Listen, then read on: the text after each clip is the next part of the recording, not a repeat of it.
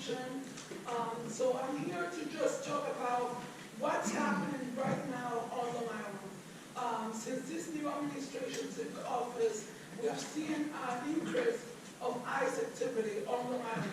There have been, in the past, there have been raids on Long Island, there have been deportations on Long Island, but I have never seen it to the level that we're seeing it right now. We have never seen the cruelty of ICE against human beings in this country before.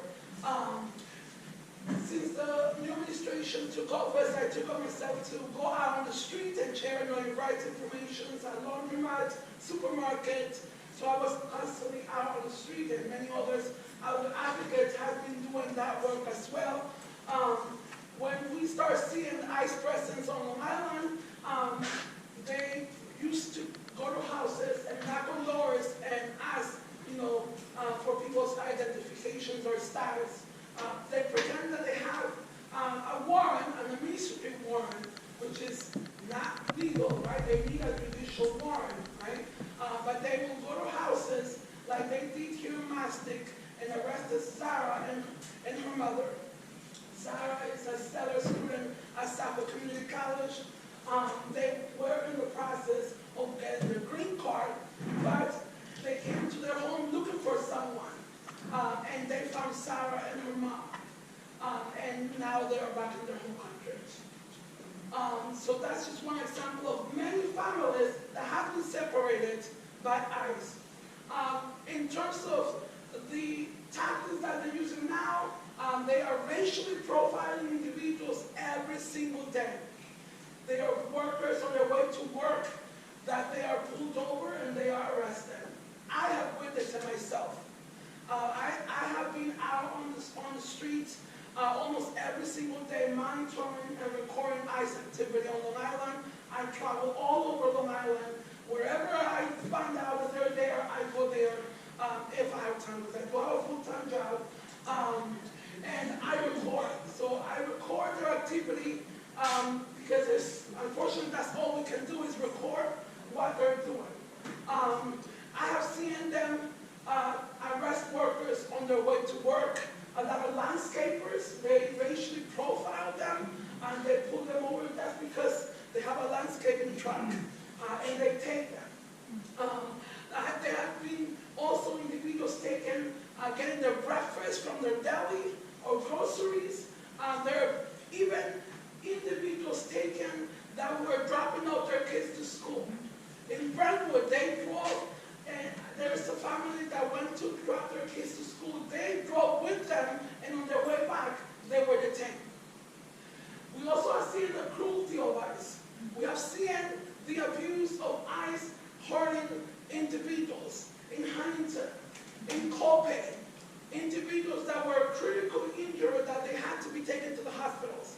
And those are just a few that we have videos. Just imagine those that we don't have video. We also saw the horrific video from West Hampton where there was a man pinned to the wheel of an ICE vehicle. That man was transported to the Riverhead Mechanic Hospital. I went to visit that man that evening, and they let me into the hospital, and I thought maybe they let him go and ICE is not here. There were two men by the door in that room and did not let me go inside. They didn't give me access and asked me I had to leave. Same with Huntington Hospital. We went with a family to visit the individual that was just hurt by the 7-Eleven. And the hospital security and police came and they didn't let us go inside. They didn't let their parents go inside to see him, just because he was in custody. No one gave any information to the family as to what happened or what was happening. Many instances I have found ICE conducting their activities on Long Island. I can share the time I found them in Patchogue. I got the alert very early at 6:30, about 5:30 to 6:30 I started getting the alert. I got the alert that they were outside an apartment complex in Patchogue last August. I drove there. When I got there, they had already taken some individuals. And they workers on their way to work, and they were already in the handcuffs. I just recorded and shouted them. I shared with the workers what their rights are, not to say anything, not to sign anything, because that could be used against them. There were about 8 cars there surrounding those workers. There was a big camera there recording as well. When they took those workers, they continued the area. They continued driving around and looking to that apartment complex, waiting for more people to come out. We continue recording, and we continue alerting the neighbors that they were outside. And people obviously did not come outside. There have been many other instances that we have found them. It's just horrific that we are living on this time now. Many of us come from countries that we came here looking for safety, right? And now we don't see that safety, right? What can you do? We are assisting families. There are also individuals being picked up by the asylum office in Bethpage, at the Hopeville USCIS office, also Sayasa check-in center, where they have to report frequently, and also at the HAPA fingerprint center, where they go for the fingerprint appointments for any immigration process. They are being picked up from those places. We have found cars that have been left on the side of the LIE because the drivers were taken. And they just don't take, the driver, they take whoever is with them that is also undocumented. We have seen so many families that call us for help because their loved one had been taken. We had to rush to HAPA to look for the vehicles because they are left there, and nobody knows where they are. One night we went at 10 p.m. because families were so afraid for themselves to go there to look for the vehicle that we had to go there and look for the vehicle. One of the vehicles was left on. It was left on. When I sent that volunteer to look for the vehicle, she called me. I was at work, and she said, "I'm here. I have the vehicle, but the lights are not turning off, and I don't know why." I say, "Is the car in park?" No, it was not in park. Okay. All these paperwork was there. The car was not in park because they just dragged individuals out of their vehicles without even asking anything, without even letting them know that they're being arrested or telling them their rights, and without giving them a chance to turn on their vehicles. That's what's happening on Long Island. And we need everyone's support. We need all of us to work together so that we can call on Congress, support legislation locally, and hold our elected officials accountable. So I see in Gillen voted to fund ICE. We know that. And we need to hold them accountable. We know the other party doesn't care. And they are complicit to what's happening, right? We also have to hold them accountable. We need volunteers to accompany families to these offices that I just mentioned. Families are so scared to go to those offices for their appointments. And when they have a support system, they feel a little more relief because they have someone with them, okay? And we need individuals that are brave enough to monitor the streets. Every single day, I wake up at 5 in the morning to go around the neighborhoods monitoring the streets. And we need more individuals to do that. If you're brave enough, or if you just, if you don't have to, like if you watch my videos, I shout at them or record them and ask questions, but you don't have to do that. Just by being there and record and bear witness, that's a lot. And that's what we need to be doing right now. Because this administration is going to be, it's going to be over soon, hopefully, right? And we hope that ICE is held accountable for all the crimes that they're committed against humans. Thank you so much. Thank you.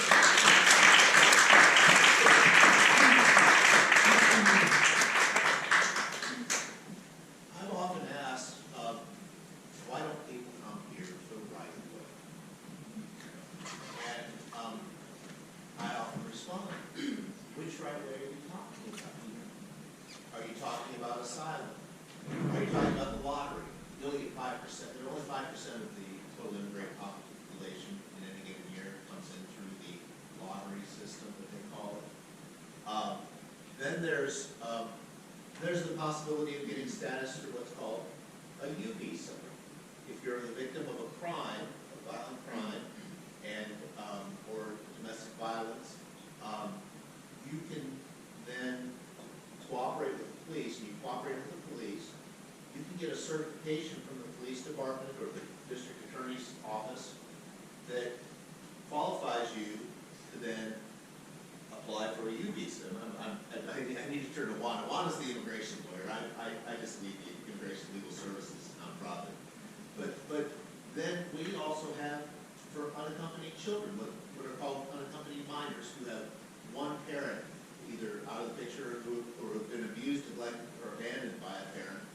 And we apply for what's called special immigrant juvenile status. So we get a finding from the family court that they've been abused, abandoned, or neglected by one or more parents.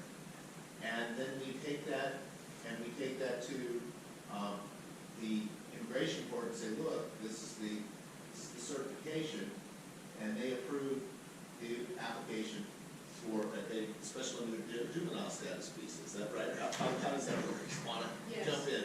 Okay, so, basically, both of those two visas, the U visa is a discretionary benefit. And whenever you hear that word, discretionary, it means that although you may fit some of the criteria for that visa, they can still say no. And for the special immigrant juvenile, what's interesting about that particular benefit is that it uses the phrase deferred action.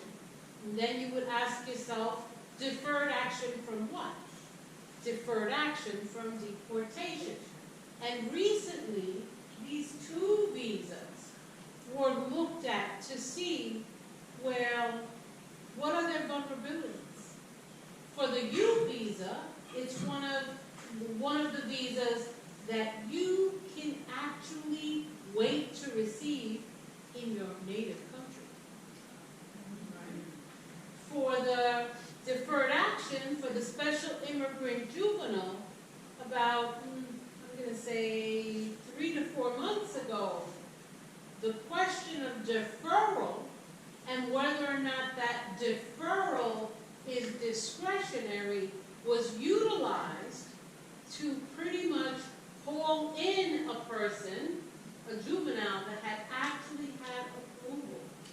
These visas, and that's such a great question about, well, how do I get in, right? What benefit can I apply for? It is my opinion, immigration was never meant to let you in. Immigration is a barrier. Immigration is a system of allowing immigrants from around the world to trickle into America. At one point, when you could have come in, right, and that's how most of the immigrants, pre the Latinos, pre many other individuals came to this country, you didn't have the system of barriers that you have now. And I think the community at large needs to do that. I've often been asked, what would make a person cross the desert, walk through the jungle to get here? But what if your family is stuck?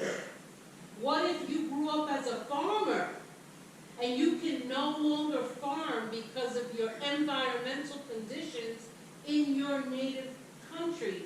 Immigration is very complex because it deals with the political, healthcare, environmental, all in one. And that's really important for everyone to really know, because it is not as easy as filling out an application or petition and coming into this country. Sometimes those visas, even the family-based visa, it could take 5, 10, 20 years, depending upon your age, depending upon your marital status, it is really quite difficult. So that if your country is having an emergency, right, what mechanisms do we have? What mechanisms did the most recent population, the Venezuelans, have? Well, President Biden recognized their political crisis in their home country and granted them temporary protected status. And what does that mean?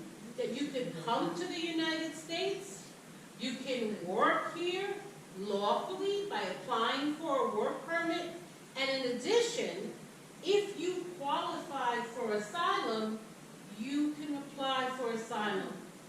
When the new administration came here, what was the first thing that was attacked? Every single country that has temporary protected status, right? And so organizations like the ACLU have been litigating and stopping the administration from terminating those benefits. Because it turns out that, guess what? People come here to work. They come here to work. They come here to be part of our society, to help our mothers in the healthcare system, right? To help manufacturers. The Koreans in Georgia, right? To teach local automobile companies how to use technology to better automobiles and equipment. It is not, it is difficult. Immigration, not only is it I feel one of the most difficult areas of law, not only that, but it is a system where, it is broken. I can't say that.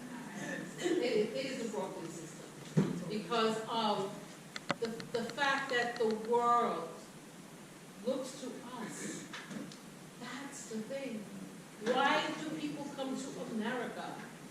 The world looks to us for our leadership, which in my humble opinion, we no longer have. Right? Can I just add one thing to that, Paul? Sure. Pat Shuffy, I'm one of the ones who have to arrange this. One of the things you hear all the time is, well, my grandparents did it legally. Okay, all the time. And I was one who thought that as well, that my grandmother came over here legally, she was an immigrant. And I thought that up until we found her relatives in England, who we're now very close to. But I found out that, no, she didn't. We're told she did. She came on a visa to look for her husband who had jumped ship that we knew nothing about. With her son at the time, that my mother didn't know she had another brother. And they did find him initially, and eventually they did split, and the brother my mother never knew stayed with the father. But my grandmother stayed here, changed her name slightly, met my grandfather, got married, and never left. Told us she had no relatives back in England. Told us that's why she came over here. Since she had no relatives there, she figured she'd try something new when America was falling. So, just because those relatives told you that they came here legally, and they swore to it to the day they died, and Grandpa swore to it to the day they died, you may not want to dig too deep, because you may find out the truth. And the truth was that Grandma was married before, and Mom had a brother that she knew nothing about. And so technically, my grandmother was illegal. That's how I initially got involved with the immigration thing, because I'm a Methodist, retired Methodist pastor. And that's what people did back then. You know, at the end of the 1800s, beginning they kept secrets, and they lied. So, all these people that, that are so high and mighty that my relatives did it legally, what they probably did legally was what my grandmother did. When FDR introduced Social Security, they went down and they applied for it, and they gave them that green card.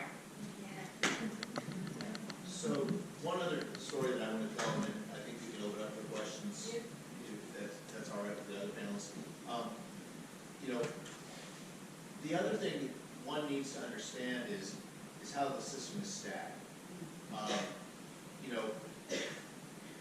The government, through its ability, through the Administrative Procedures Act, and its ability to define what a particular social group is for qualification for an asylum case, for example, is able to issue edicts, and say no longer is gender a particular social group for purposes of discrimination, for purposes of persecution in a country like Ecuador, for example, where someone may be running from domestic violence. So that happened. So the Attorney General issues particular rulings or understandings of how immigration law ought to be applied. And they've done so numerous times during this administration and upended well-established law. It's not like a regular Article 1 or Article 3 court under the Constitution.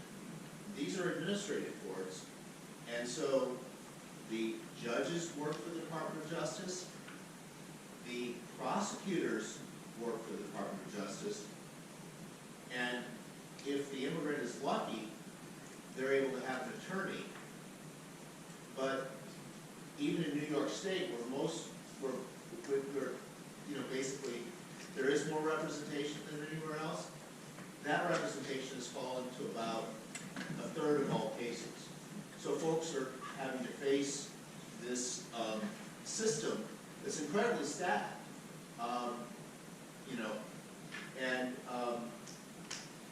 so recently there was a guidance from the Department of Justice that indicated that cases could be pre-termitted.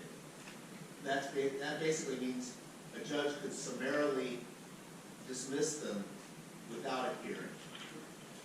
And I was talking to my managing attorney who was facing a case of pre-termission, and he said, man, you go down there, people stand up, they're there for just their master calendar hearing, which is a docket control hearing where they're supposed to decide the sequence of the case. And it's not even the individual hearing. And they're summarily dismissing the cases without any review whatsoever. And so he gets up there. He has an Ethiopian client. The government says, the government attorney says, we want to pre-termit this case and send this Ethiopian client to Uganda. They have what's called third-party country agreements with Ecuador, Uganda, Honduras. So, he heard, a Honduran client actually, they wanted to send them back to Ecuador. And they don't have any connection with Ecuador, other than the fact that they speak Spanish in Ecuador. Our client doesn't have any connection with Uganda, other than the fact that they're from the same continent of Africa. My masterful managing attorney, he's very good. He said, Judge, I'm going to need at least 3 months to gather an expert, get an opinion, prepare testimony that Uganda is not a safe country for an Ethiopian to go to. And the judge said, you've got 1 week. So, he scrambled. The Ethiopian thought, we're a free service and we don't have money to hire experts. So the Ethiopian client had to scramble and gather together $1,000 to pay this expert, to get an expert report, present it to the judge the following week. The judge had forgotten the case and said, well, you're going to have to come back next week.